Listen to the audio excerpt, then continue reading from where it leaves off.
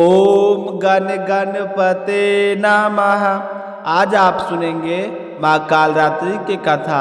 नौ दुर्गा का सातवां रूप माँ कालरात्रि है। 9 दिनों तक माँ दुर्गा के अलग अलग स्वरूपों की पूजा की जाती है, जिनमें से हर किसी की अपनी अलग अलग विशेषताएं और गुण हैं। कालरात्रि माता को छोड़कर बाकी देवियों का रूप रंगमय है, जबकि माता कालरात्रि का रूप अत्यधिक भीषण और प्रलयकारी दिखाई दे रहा है। इस रूप में माता रानी पापियों का अंत करती है, किंतु साथ ही जो भी भक्त सच्चे मन से माता रानी की पूजा अर्चना करता है उन्हें अभी प्रदान करती है। माता रानी के इन गुणों को देखते हुए उनका एक नाम शुभंकरी रखा गया। कालरात्रि माता का व्रत रखकर उस दिन हमेशा की तरह पूरे विधि विधान से पूजा करें। सबसे पहले गणेश जी भगवान का आग्रहण करें, उसके बाद कालरात्रि माता की पूजा करें। गुड़ से बनी हुई चीज़ों का भोग लगाएं। उसके बाद कालरात्रि माता का स्रोत कथा और आरती के द्वारा पूरे विधि विधान से माँ की पूजा आराधना करनी चाहिए। माँ कालरात्रि की 4 भुजाएं हैं, जिसमें 2 भुजाएं तो भक्तों को अभय व वरदान देने की मुद्रा में है, जबकि 2 भुजाएं पापियों का अंत करने के लिए अस्त्र शस्त्र होती है। ऐसे में माँ कालरात्रि स्रोत करने से भक्त के भय का नाश हो जाता है और माता रानी की कृपा से भक्तों के हर तरह के भय दोष दूर हो जाते हैं। वह व्यक्ति निडर होकर विचरता है और उसमें स्वयं फैसला लेने की हिम्मत आ जाती है। अगर आपके जीवन में किसी तरह के संकट या विपदा आई है तो आपको माँ कालरात्रि के स्रोत का पाठ करना चाहिए। माँ कालरात्रि आपके दुश्मन का नाश करती है और आपके जीवन को सुखमय बनाती है। तो अपने सुनते हैं माँ कालरात्रि की कथा। शुरू करने से पहले कमेंट बॉक्स में कालरात्रि की माता जय हो लिखकर इस वीडियो को लाइक करें और ज़्यादा से ज़्यादा शेयर करते हुए अशोक वेदा चैनल को सब्सक्राइब जरूर करें। माँ कालरात्रि आपकी सारी मनोकामनाएं पूर्ण करे। कालरात्रि माता आपकी सारी मनोकामनाएं पूर्ण करे। कालरात्रि माता की जय हो। हम सभी को काल के मुख से बचाने वाली कालरात्रि माता की जय हो। कालरात्रि में हमें माँ अकाल मृत्यु से बचाती है और दुष्टों का वध करने का कारण उनका एक नाम दुष्ट सहारनी पड़ा है। वे पापियों का नाश करने के लिए महाचंडी का रूप लेती है, जो बहुत ही प्रलयकारी रूप है। संपूर्ण पृथ्वी सहित आकाश में कालरात्रि माँ का ही वहाँ वास है, अर्थात वे महाकाली के रूप में हर जगह वास करती है और तभी तत्व उनसे विद्यमान है। वे पापियों का अंत करने के लिए अपने हाथों में तलवार रखती है और दुष्टों के कटे सिर भी उनके हाथों में रहते हैं। वे दैत्यों को लहू पी जाती है। कालरात्रि माता का मुख्य मंदिर पश्चिम बंगाल राज्य के कोलकाता शहर में है, जहां भक्तगण उनकी आराधना करते हैं। इस तरह हम माता रानी के प्रभाव को हर जगह देख सकते हैं। स्वर्गलोक में सभी देवी देवताओं तथा मृत्यु लोक से सभी नर और नारी माँ कालरात्रि की आरती करते हैं, उनके नाम का गुणगान करते हैं, पूजा पाठ करते हैं, व्रत रखते हैं और राक्षस रक्त बीज का अंत करने के कारण उनका नाम रक्तंद भी कहा गया है। वही माता रानी हम सभी का भरण पोषण करती है, इसलिए उन्हें अन्नपूर्णा के नाम से भी जाना जाता है। अगर किसी भी व्यक्ति पर कालरात्रि माता की कृपा हो जाए तो उसे जीवन में कभी भी कोई दुख नहीं सताता। कालरात्रि माता की कृपा से हमें किसी बात की चिंता नहीं पड़ती है, ना ही हमें कोई रोग को हो पाता है। इसके साथ साथ हमारे सभी तरह के संकट, पीड़ा और दुख भी दूर हो जाते हैं, जिसे में महाकाली माता अपना भक्त मानकर रक्षा करती है। उस पर कोई संकट नहीं आने देती है और ना ही संकट उसका कुछ बिगाड़ सकता है। तो प्रेम से बोलिए कालरात्रि माता की जय हो। धार्मिक कथाओं के अनुसार रक्तबीज नाम का एक दानव था जो महर्षि कश्यप और दिति के गर्भ से पैदा हुआ था। मान्यता है कि रक्तबीज ने भगवान शिव की कठोर तपस्या की थी, जिसे भगवान भोले शंकर उस पर प्रसन्न हो गए और उनसे रक्तबीज के वरदान प्राप्त किए कि मेरे शरीर से खून की एक भी बूंद गिरे तो उसका नया स्वरूप पैदा हो जाए। तो भोले शंकर ने उसे यह वरदान दे दिए।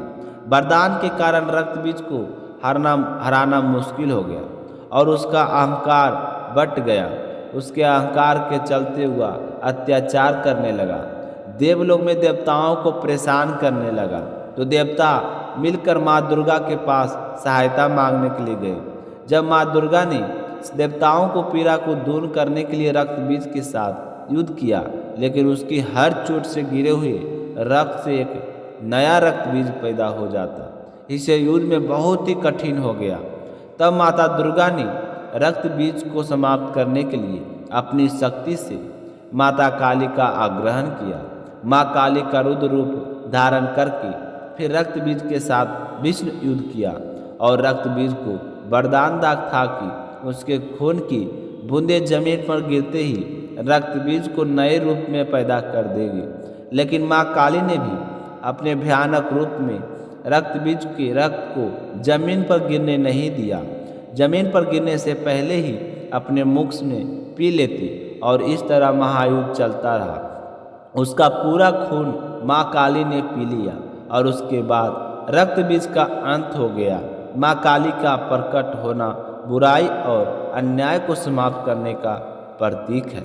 माना जाता है कि अधर्म और अत्याचार को खत्म करने के लिए कई अवतार लिए हैं, जिनकी आज अलग अलग रूपों में पूजा होती है। माता ने महिषासुर, धूम्र विलोचन, शुभ निशुभ जैसे राक्षसों का अंत करने के लिए अलग अलग रूप धारण किए थे, लेकिन इन सभी दानवों में रक्तबीज सबसे भयंकर, मायावी और बलशाली था, जिसका अंत करना देवताओं की बस की बात नहीं थी। इसलिए उन्होंने माँ दुर्गा की सहायता मांगी और माँ दुर्गा ने काली के रूप में धारण करके रक्तबीज का वध किया और धर्म और न्याय की स्थापना की। कहा जाता है कि उसी दिन से माँ दुर्गा का 7वां स्वरूप कालरात्रि की पूजा अर्चना की जाने लगी। बोलिए कालरात्रि माता की जय हो। तो अब अपने सुनते हैं गणेश जी गजानंद की कहानी, क्योंकि हर कथा हर कहानी के बाद में गणेश जी की कहानी एक जरूर सुनी जानी चाहिए, क्योंकि देवताओं में गणेश जी का स्थान सर्वोच्च माना गया है। इसलिए हर कहानी कथा में गणेश जी की कथा जरूर सुने। इसके सुने बिना हमें पुण्य का कोई फल नहीं मिलता है। अब अपने सुनेंगे लप्सी और तपसी की कहानी। इस कहानी को हर व्रत कथा के बाद में जरूर सुनना चाहिए। इस कथा को सुने बिना हमारे व्रत और पूजा पाठ का पुण्य फल नहीं मिलता। एक लप्सी था, एक तपसी था। तपसी हमेशा भगवान की तपस्या में लीन रहता था। लप्सी रोज सावा सिर की लप्सी बनाकर भगवान को भोग लगाकर भोजन कर लिया करता था। एक दिन किसी बात को लेकर उन दोनों में कहासुनी हो गई और दोनों जोर जोर से लड़ने लगे।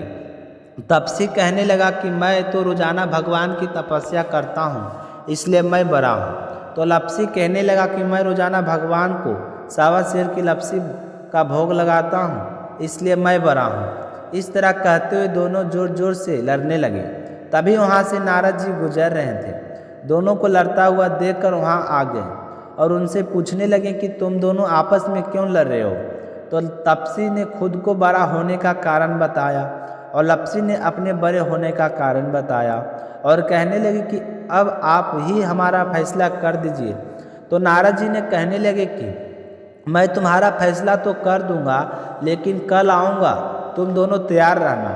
दूसरे दिन लप्सी और तपसी नहा धोकर अपनी रोजाना की भक्ति करने आई तो नारद जी वहाँ पर छुप कर बैठे थे और उन्होंने सोने की एक एक अंगूठी उन दोनों के आगे रख दी। जैसे ही नज़र जब अंगूठी पर पड़ी तो तपसी ने उठा लिया। उसने चुपचाप अंगूठी को उठाया और अपने पैर को नीचे दबा ली, लेकिन लप्सी की नज़र उस अंगूठी पर पड़ी लेकिन उसने ध्यान नहीं दिया। उसने रोजाना की तरह लपसी बनाई और भगवान को भोग लगाया, फिर स्वयं भोजन करने लगा। तो नारद जी उन दोनों के सामने आ गए। तो देखते ही दोनों कहने लगे कि अब बताओ हम में से कौन बड़ा है। तो नारद जी कहने लगे कि लपसी ही बड़ा है। तो यह सुनकर तपसी को बड़ा ही आश्चर्य हुआ। वह कहने लगा कि मैं कितनी कठिन तपस्या करता हूँ, फिर भी आप कह रहे हो कि लपसी बड़ा है। तो नारद जी ने कहे कि तुम अपने स्थान से खड़े हो जाओ। तो वह खड़ा हुआ तो उसके पैर के नीचे अंगूठी दिखाई पड़ी। तो नारद जी तपसी से कहने लगा कि तपस्या करने के बाद भी तुम्हारी चोरी करने की आदत नहीं गई है, इसलिए लपसी बड़ा है। क्योंकि मैंने ही तुम दोनों के आगे सोने की एक एक अंगूठी रखी थी, तो तुमने तो देखते ही अंगूठी को उठाया और अपने पैर के नीचे दबा लिया। लपसी ने अंगूठी को देखकर भी अनदेखा कर दिया। इसका अपनी रोजाना की भक्ति में ध्यान था। इसने लपसी बनाई और भगवान को भोग लगाया, इसलिए लपसी ही बड़ा है। और तुम्हें तुम्हारी कठिन तपस्या का कोई फल नहीं मिलेगा। तो यह सुनकर तपसी का अपने किए पर पछतावा हुआ और शर्मिंदा होकर नारद जी से माफ़ी मांगने लगा और कहने लगा कि महाराज, मुझसे गलती हो गई है, आज से मैं कभी भी चोरी नहीं करूँगा। मुझे बताओ कि मुझे मेरी तपस्या का फल कैसे मिलेगा। मैंने तपस्या बड़े ही श्रद्धा भाव से की है। तो तपसी की बात सुनकर नारद जी कहने लगे कि यदि घर पर सारी रोटी बनाकर गाय और कुत्ते की रोटी नहीं बनाएगा तो वह फल तुझे मिलेगा। अगर कोई दिया से दिया जलाए तो उसका फल भी तुझे मिलेगा। कोई ब्राह्मण को भोजन करवाकर उसे दक्षिणा नहीं देगा तो उसका फल भी तुझे मिलेगा।